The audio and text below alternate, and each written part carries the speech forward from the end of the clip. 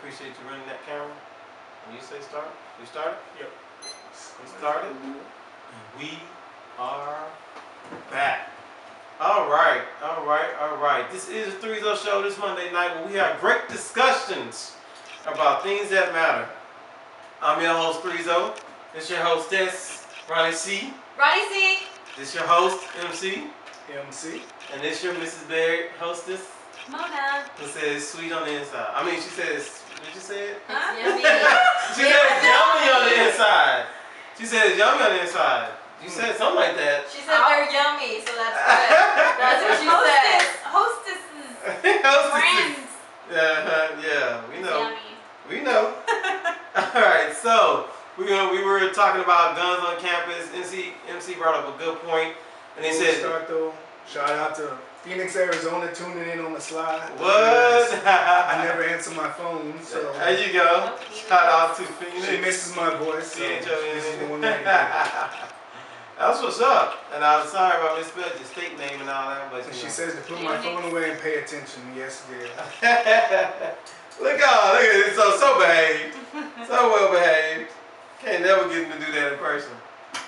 Alright, so just to continue, kind of wrap it up a little bit, we were discussing guns on campus. MC brought up a good point about there should still be public places that are private. Churches, schools. Like a church, like a school, a library, where guns are not allowed.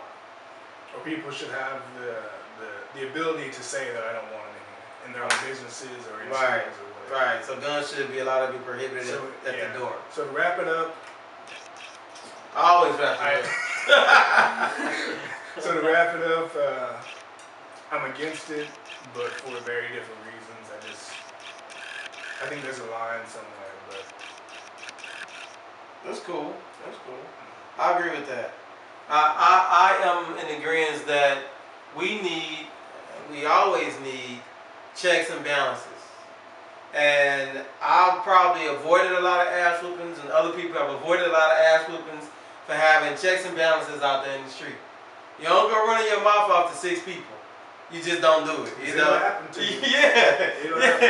Yeah. You don't go running your mouth to 6 people, but you get into a little skirmish or something, and you take a half a second and you say, now if I get into this, how much am I going to feel? How much pain am I going to feel?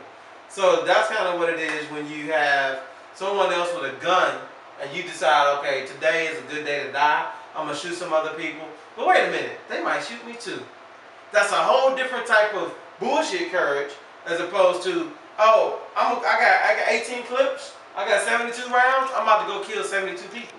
That's because they ain't got no guns. To be honest, because they don't have any guns. This is terrible to say. Every time I read about this and I see the number, it's like I feel bad almost saying it, but it's almost like that's it. That's it. Because you're right. You had free reign. God forbid, and I hate to even talk this way, but with the weapons that I have, which are legal, there wouldn't be anybody to make it out. Exactly.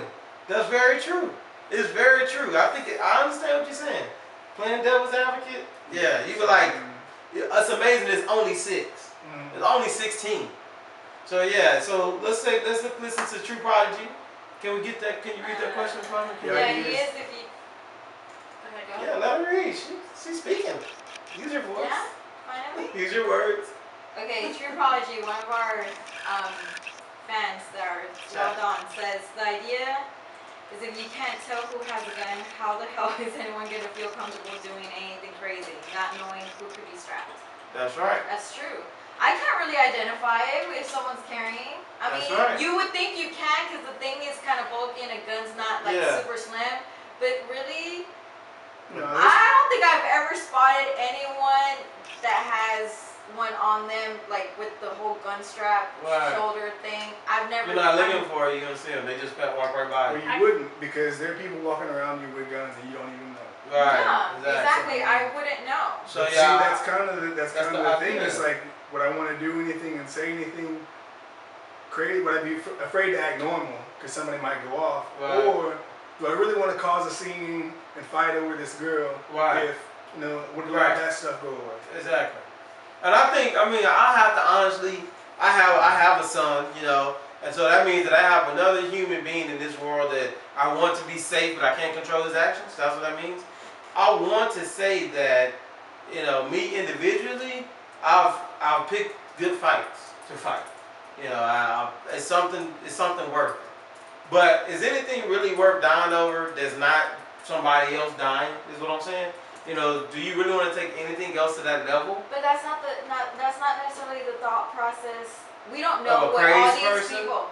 Some people, yes, you know, the whole Columbine, you know, they were made fun of, whatever. However you want to do it. Some people do think, you know what, it is worth it to me. It's a good day to die. I want to do that. Yes, it's a good day to die. I agree with you. And then we have the immature. Oh, he stole my girl, or he's talking to my girl, or she's doing that's my man. The part I'm saying is not affected by the legality, so that's gonna happen anyway. Yeah, exactly. Yeah. It's gonna happen anyway. All right. But is it okay to go ahead and say, sure, why not? Go ahead and have it. All right. So we appreciate everybody chiming in on this topic. We gotta keep this thing moving like we do. We're gonna segue into guns in the church, stripping for Jesus, pole dancing for Jesus. Really? Outside the church. I'm trying to make a connection. So one thing, I did my research. And no other book to research on this topic besides the Bible. So I was flipping through here. Can you find a section for me about pole dancing for Jesus? So it is the men's devotion. Exactly. Actually being here. So we're now checking the Bible for the pole dancing reference. Pole dancing reference. All right. So yeah, so we're discussing pole dancing for Jesus. We have our lovely Mona checking the Bible to find the reference of pole dancing. Okay, I have no idea what this topic is about. Just FYI, we're gonna fall into it and then maybe share my opinion on it. What? Okay, so there's a you didn't find it? Unfortunately. No, it's math. Oh, she made a quote.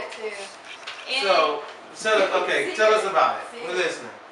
So, pole dancing for Jesus apparently is started. Well, the whole thing behind it is taking care of your body, the body that Jesus gave you. Your temple.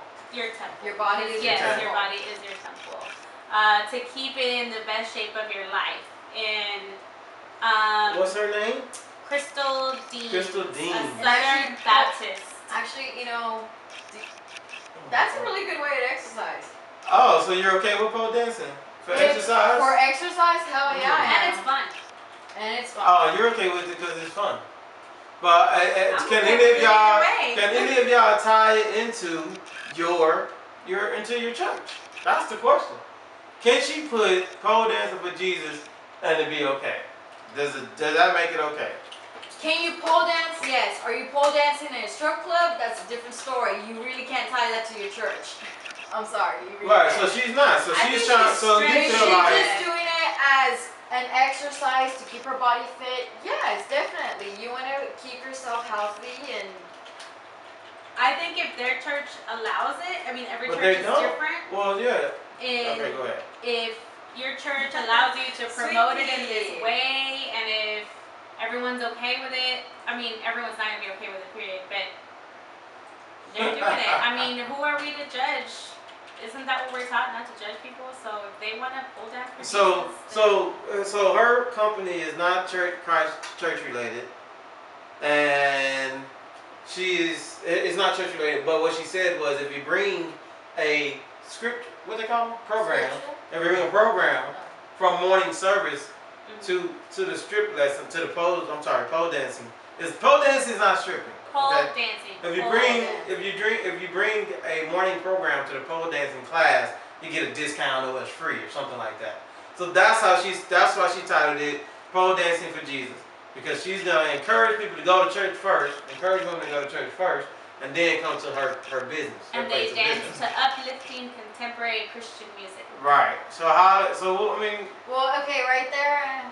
What? To that type of music? Yeah, I mean, it's a gospel. Yeah, it's a gospel. Contemporary gospel. Yeah, it is. All right, let's take a quick break. Y'all think about what y'all think. We'll be back in about 60 seconds. Alright, yeah. We down almost on last minute.